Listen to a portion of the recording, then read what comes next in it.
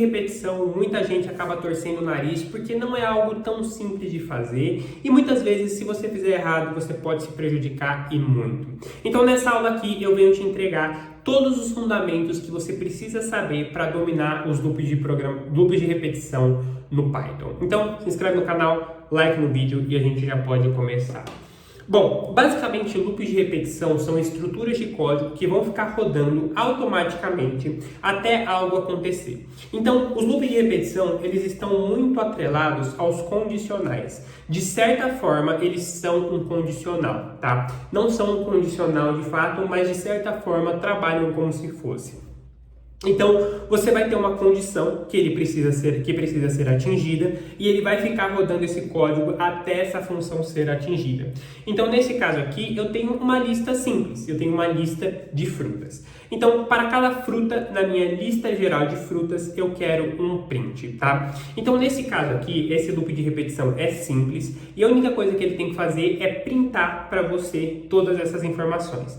Então, eu vou colocar aqui, ó, Python loop.py, roda isso aqui e ele printou tudo para você. Então, ao invés de você ter que colocar um print um por um, você cria uma lista e coloca um loop de repetição. Nesse caso aqui é simples porque são apenas 3 itens, mas pensa se você está num código grande com 50 itens, 100 itens, é muito mais eficiente você utilizar um loop de repetição do que você ficar printando um por um, certo? Depois a gente tem um outro tipo que é o tipo de loop com strings. Então nesse caso eu posso separar as letras, certo? Então eu tenho um nome aqui que é o nome Python e para cada letra dentro do meu nome eu quero printar a letra, certo? Então, quando a gente roda isso aqui, ele vai trazer letra por letra. Então, ele vai tirar tudo e separar uma por uma. Isso aqui é muito bom quando você está trabalhando com números grandes. Então, por exemplo, códigos de barra. E você quer separar o seu código de barra. Isso funciona muito bem. E o loop de repetição, nesse caso aqui, a gente está utilizando o foreign range. E o foreign range, ele sempre vai ser utilizado com esses dois parâmetros. Então, for significa para.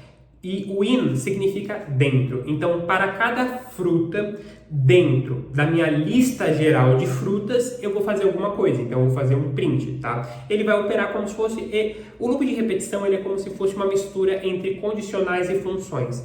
Então, para cada... Eu vou passar aqui o meu para cada. Então, para cada fruta dentro da minha lista geral de frutas, eu vou executar um print ou vou executar qualquer outra coisa, tá? E a gente tem aqui também o foreign range.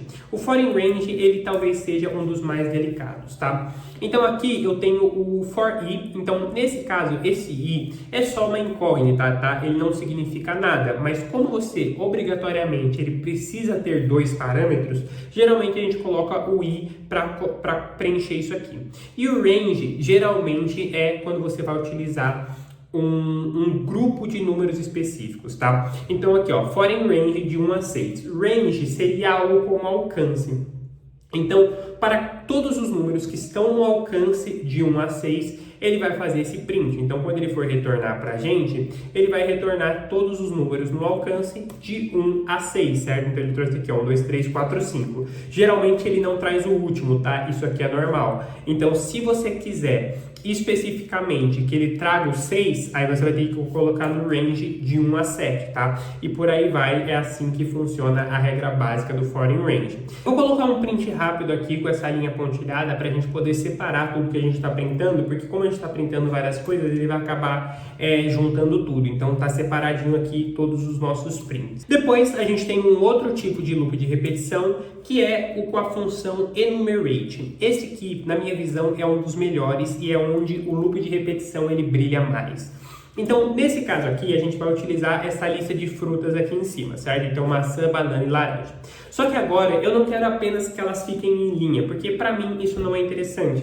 Eu quero que elas sejam enumeradas. Então, a gente vai colocar aqui, ó, o for i, que seria index, a gente vai colocar o fruta e o enumerate, ou seja, Esse i é um número, certo? A gente vai enumerar as frutas. O i representa o número, a fruta representa a fruta em si, e eu vou enumerar a lista geral de frutas, tá? Aqui, essa estrutura de i mais 1 é para eu enumerar do jeito certo. Então, 1, depois 2, certo? Então, é o índice mais 1, índice mais 1. Então, ele vai começar no 1, mais 1, 2, mais 1, 3 e por aí vai, para que eles não fiquem todos com o mesmo número. Se você não colocar isso aqui, pode ser que venha tudo com o mesmo número, certo? Então, quando a gente roda isso aqui, ele traz algo muito mais eficiente para a gente. Então, eu tenho a maçã, a banana e a laranja enumerados. Como eu disse, isso aqui é uma lista pequena, então acaba ficando muito mais simples. Mas pensa numa lista com 1000 itens, com 500 itens. Se você fosse enumerar um por um, você gastaria muito tempo e a chance de erro seria muito grande.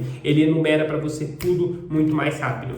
Nesse caso aqui, eu estou dando exemplos pequenos, porque o loop de repetição ele é algo levemente perigoso, tá? Se você estruturar o seu loop de repetição da maneira errada, ele pode ficar rodando infinitamente até o seu computador queimar. Isso pode acontecer, não vou mentir para você, isso pode acontecer. Então, toda vez que você for mexer com o loop de repetição, tome muito cuidado, revise todas as informações, porque você pode entrar num loop infinito, tá? Se você entrar num loop infinito, o que eu recomendo? Ctrl C, tá? Eu sei que pode ser o botão, pode ser o comando de cópia, mas no caso da programação, quando o seu terminal está rodando, ele pode ser o Ctrl Cancel também. Então ele vai quebrar o loop de repetição. Ou se você está, por exemplo, num desktop, cara, arranca ele da tomada, tá? Eu não estou brincando, arranca da tomada, porque senão ele vai queimar, tá? No caso do notebook, não tem como você arrancar da tomada. Então é um pouco mais desesperador, porque você pode tentar usar o Ctrl Cancel, você pode tentar fechar o VS Code, mas se você percebeu que entrou no loop infinito, dê um jeito de parar ele o mais rápido possível, senão o seu computador vai queimar, tá certo? Ele vai queimar. Depois a gente tem um outro tipo aqui que a gente pode trazer, que é usando dicionários, tá? Então, no caso dos dicionários, a gente pode utilizar de uma outra forma. Como você pode perceber, eu estou usando vários exemplos do loop de estilo for, tá? A gente também tem o estilo while, mas o estilo while eu não vou trabalhar aqui, porque senão essa aula ficaria gigantesca, então eu vou deixar lá dentro do Python Pro, tá? Aqui eu tenho a mesma ideia, então eu tenho pessoas com nomes e idades. A minha ideia é fazer um loop de repetição que vai printar todos esses nomes para mim em ordem, respeitando os nomes e as idades, certo?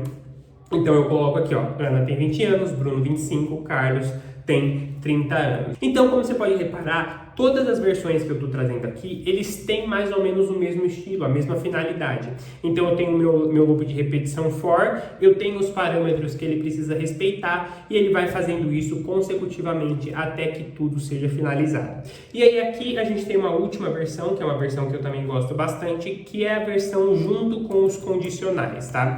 E aqui é onde as coisas começam a ficar perigosas, porque aqui eu tenho um loop de repetição for in range de 1 a 6. Então, aqui eu coloquei dois condicionais, ou seja, se o número for igual a 3, continue. O continue, ele vai servir para pular o número, então ele vai printar 1, 2. Quando ele chegar no 3, ele vai verificar, bom, i é igual a 3, então continue, então ele pula. Então ele vai preencher 1, 2, 4, e aí quando ele chegar no 5, eu vou ter um break. Então ele vai parar o loop, ele não vai chegar no 5, entende? Então nesse caso aqui é algo muito mais controlado para eu ter aqui apenas a resposta que eu quero. Então 1, 2 e 4.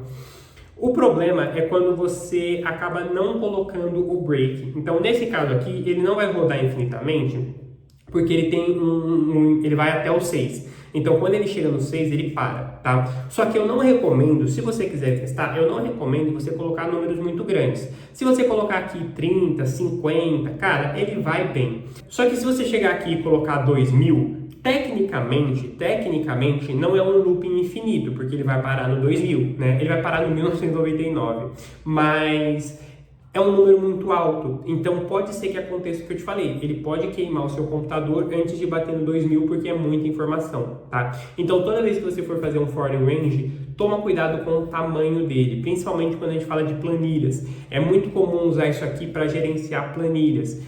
Então você começa a pegar muita informação na planilha e em algum momento ele entra num loop de repetição infinito.